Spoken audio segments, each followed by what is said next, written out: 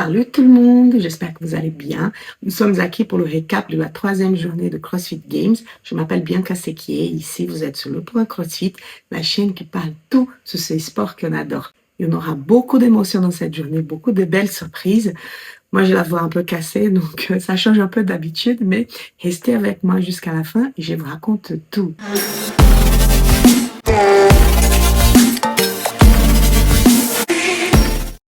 Les 500 mètres, c'était une épreuve super rapide. Au premier hit, chez les filles, il y a Aline Wirtz qui prend le devant avec la Britannique Ella Hughes. Donc, presque tout le parcours, elle était bien devant, mais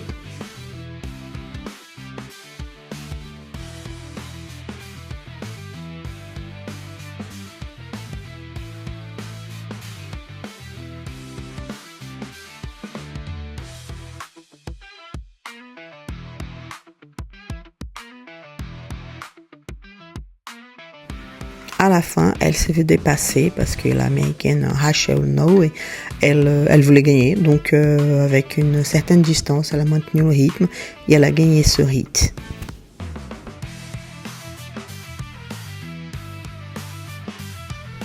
Le deuxième hit, il y avait un peloton mais incroyable puisqu'on avait Emma Loss, on avait Amy Queen, on avait Luce Kemp, Danny Brand, de très bonnes coureuses et Hayley Adams.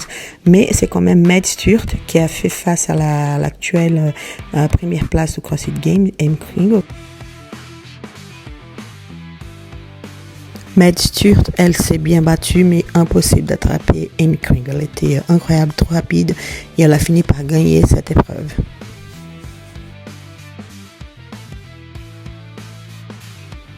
Chez les hommes, premier hit, presque un faux départ, mais après tout va bien. Et en fait, on a eu une belle surprise, les Brésiliens, parce que c'est le Brésilien Kalian Souza qui a gagné ce hit.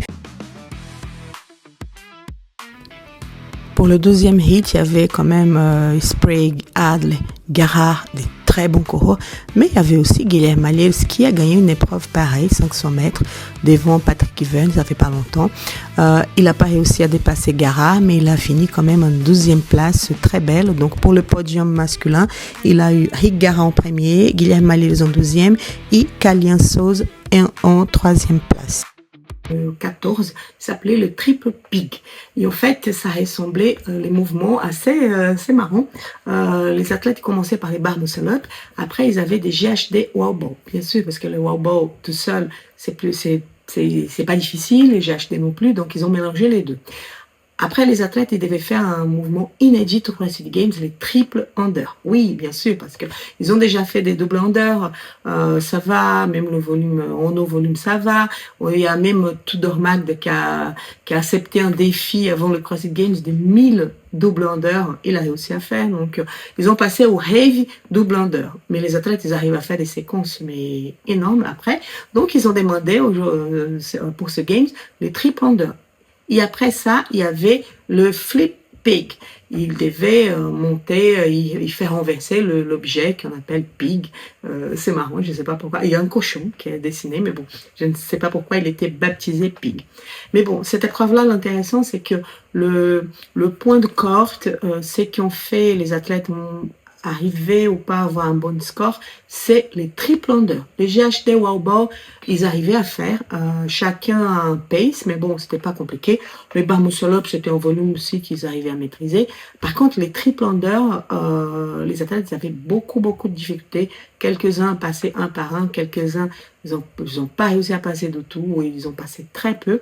Il y a des athlètes qui ont fait un vrai show. On commence par les dames, et en fait, chez les dames, une athlète qui était jusqu'à là, on ne la voyait pas beaucoup, mais qui cet événement, elle a brillé. C'est la Britannique Ella Wilkinson. Elle faisait ses triple under à merveille, donc c'était beau à voir. Après, sur le hit principal, c'est Amy Queen qui non mais elle a fait un truc de dingue. Elle enchaînait comme si c'était des double under. Luce Kemp, elle a eu beaucoup plus de mal. Elle faisait des séries, mais elle faisait des un par un. Et en fait, ça l'a pénalisée puisque Amy avait déjà une certaine distance en points. Et là, ça fait qu'augmenter. Parce qu'Amy, elle a gagné cette épreuve. Et comme ça, elle a eu ses 100 points, super important pour le classement. En deuxième place, c'était Karen Mills. Et en troisième place, Ariel Lowe. Chez les hommes, sur le premier hit, on a vu déjà le cauchemar que ça allait être parce que il y a eu que deux athlètes qui ont fini, qui ont réussi à finir, Spencer Penchik et Ty Jenkins. Ils ont fait des beaux, et en fait c'était ça, c'est les triples ondes qui décidaient cette épreuve. Sur le prochain hit, c'est un vétéran qui a donné un véritable show. Il nous a montré que l'expérience et la dédication, les années quand même dans ces métiers font la différence. Et je vous parle de Patrick Werner qui a fait une magnifique épreuve. Il fait des triple unders unbroken. Toutes les séries, il a fait, à l'exception de la dernière. La dernière, il a breaké à deux triple unders de la fin. C'est dommage, mais bon, on va considérer que c'était un broken. C'était beau à voir, propre, consistant. Dernière année de Verne, il a déjà annoncé sa retraite. Et c'était une belle façon de se montrer et de montrer sa valeur. Et franchement, c'est pour ça qu'il a énormément de respect de toute la communauté. Chez les hommes, c'est Verne qui a gagné cette épreuve, suivi par Dallin Pep et James Sprague. Le 15e test de CrossFit Games, c'était génial, le Speed Snatch. En fait, à chaque tour, il y avait trois barres à lever. Et pour ce premier tour, tous les athlètes ont participé. Après ça, ils ont pris les 20 meilleurs temps. Donc, ils ont fait la deuxième partie où la barre montait de poids. Et après, ils prenaient les 10 meilleurs temps. Et après, ces 10-là, ils allaient en finale. Et en fait, quand on voyait ces spectacles, c'était super rapide. On avait l'impression que les barres, elles étaient légères. Mais bon, je vous donne les barres des athlètes. Donc, pour les femmes, le premier tour, elle commençait à 65 kg. Après, la deuxième à 68. Et après, elle finissait à 70 kg. Pour le deuxième tour, 72 kg, après 74, après 77 kg. Et pour le dernier tour, la finale, 79, 81 et 83. Chez les hommes, ils commençaient à 102 kg. Donc 102, 106, 111. Après le deuxième tour, 111, 115, 120. Et le troisième tour, 120, 124, 130. Et donc, tout ça pour dire que les barres, elles étaient quand même lourdes. Le spectacle chez les hommes, c'est Guilherme Alliel. C'est le Brésilien Guilherme Alliel qui fait le show. Il était super rapide. Sonny Snatch. Je suis brésilienne. J'adore cet athlète. Mais il faut dire quand même que c'est un des snatchs plus beaux qu'on peut voir. Il est technique, il est propre. N'importe quel poids qu'il prend, Guilherme Alliel, il fait un mouvement complètement propre. Et en fait, cette finale-là, c'était marrant parce que c'était le même duel qu'il y a eu à la finale de Copenhague de World Fitness Project, puisque c'est ces deux athlètes qui ont répété la dose. Guilherme Alliel et Tudor Magde. Ils ont été jusqu'à la fin en train de se battre. C'est Guilherme Alliel qui a fini en premier, et Tudor Magde en deuxième, comme ça se passait à Copenhague. C'est Guilherme qui a eu 1 ou 2 kilos de plus que Tudor. C'est toujours très beau de voir ces deux athlètes faire la compète. Donc pour les hommes, c'est Guilherme Alliel qui a fini en premier, Tudor Magde en deuxième, et Bailey Martin, l'Australien Bailey Martin a fait une très belle épreuve aussi, qui a fini en troisième place. Chez les filles, là, c'est Hannah Black qui a dominé du début à la fin. Elle est très forte. C'est aussi l'athlète qui a gagné l'épreuve du snatch du World Fitness Project. Elle a des barres très lourdes et en fait, c'est ça. Plus l'athlète il a un PR augmenté, plus cette épreuve elle était facile pour eux. Facile oui, mais plus facile pour les autres. Et Hannah, c'est marrant parce que ce sont hit, il y avait une fille, l'Islandaise, Bergros, son nom de famille, j'ose pas le dire parce que je ne sais pas. Je sais que ça finit par Dottir. Une très jeune fille, un rookie, qui était tête à tête avec Han. Et en fait, à la fin, c'est dommage parce que elle a raté sa dernière barre. Donc ça l'a coûté cher parce qu'elle a perdu un peu de temps. Après, en deuxième place, Olivia Castet, qui est une athlète aussi super forte. Et en troisième place, la Italienne Elisa Fuliano. Oui, Fulix, elle a fait la troisième place dans le Speed Snatch. Génial. Sur cette épreuve, Victor Hofer, notre Français, il a dû s'arrêter au 12e tour. Il a fini cette épreuve en 16e place. Après cette magnifique épreuve, il a eu quand même une épreuve qui, j'ai dit, je ne sais pas qu'est-ce qu'ils avaient dans la tête quand ils ont fait celle-là, parce qu'ils ont réuni deux mouvements qui sont juste horribles. L'éco-bike et les thrusters. Bah oui, ils ont fait ça. L'épreuve, elle consistait à un tour de 21, 18, 15 Help for time de Ecobike Calories et thruster et le poids il augmentait. Non mais il y a un moment que j'ai vu Austin Hatfield, je pensais qu'il allait faire une malaise. Je pense qu'il a fait comme moi j'ai fait ça, hein. J'oublie de respirer pour les thrusters et en fait je pense qu'il a fait la même chose parce que tu avais l'impression qu'il allait faire une malaise. Tellement c'était, je pense qu'il a oublié de respirer, c'est ça. Et sur cette épreuve, on pouvait observer les athlètes qui étaient très à l'aise et qui faisaient des thrusters vraiment unbroken. Et on voyait des athlètes qui, la barre, elle les écrasait complètement. Dur, difficile. Je pense que c'est une des épreuves les plus pénibles de ce CrossFit Games. Vous accompagnez un peu les Boys Interrupt.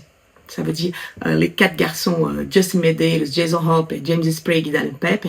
Vous voyez qu'à chaque fois qu'il y a une compétition, ils font un pari pour savoir qui est le roi de l'éco-bike. Donc ils couronnent, ils font toute une blague à ce sujet-là. Il y a même Homer Krenkov qui est rentré un jour sur la blague. Et en fait, l'année dernière, au Wodapalooza, SoCal, celui qui passe en Californie, là en septembre, ça sert bientôt. Il y a une épreuve comme ça de max, je pense que c'était 50 cal au EcoBike, et l'équipe monde, c'était Guilherme Malheves qui a fait cette épreuve, et l'équipe nord-américaine, c'était Dallin Pepe. Dallin Pepe a gagné, il était tellement rapide qu'à l'interview après, c'était compliqué, et il a tellement usé son corps qu'il a fait une rhabdomyolyse à cause de ça. Ça l'empêchait d'aller au rug après. Bref, cette fois-ci au Games, il a tout donné. Il était super consistant, il était très rapide. Donc, c'est le roi d'EcoBike puisqu'il a gagné cette épreuve, suivi par James Sprague et Jason Hope. Donc, c'était 3 des Boys Interrupt sur ce petit podium de cette épreuve. Tout de suite après, il y a eu le 17e test qui s'appelle Jump Pull Walk. Et en fait, c'était génial aussi, puisque les athlètes, ils avaient des énormes box pour sauter, mais ils devaient faire une espèce de shot, pas shot and run, c'est juste un shot où ils devaient sauter et passer derrière une petite ligne, toucher les 2 mains par terre. Il y a eu des horaires pour ça, pour les athlètes qui ont juste touché une main, et répartir pour faire son box jump. Et donc, après ça, il courait, il faisait le sled, mais assis, il devait tirer pour amener le chariot vers eux. Et après, il devait amener dans le sens contraire le walk, un appareil que j'adore. À chaque fois qu'il y a de rogue, il y a cet appareil, j'adore. Et en fait, il passait le premier tour où il était déjà chargé, le walk, il devait recharger pour le deuxième passage et après recharger encore pour le 3e passage. James Sprague, il a donné un show dans ses workouts. Puisque les box, il fallait voir comment il faisait. Il est grand. Sprague, c'est un athlète qui est très grand. Et en fait, il sautait déjà derrière la ligne. Donc, c'était le juste il sautait, il mettait déjà la main au sol, il sautait, il baissait déjà au sol. Donc, ça lui fait une économie de temps impressionnante.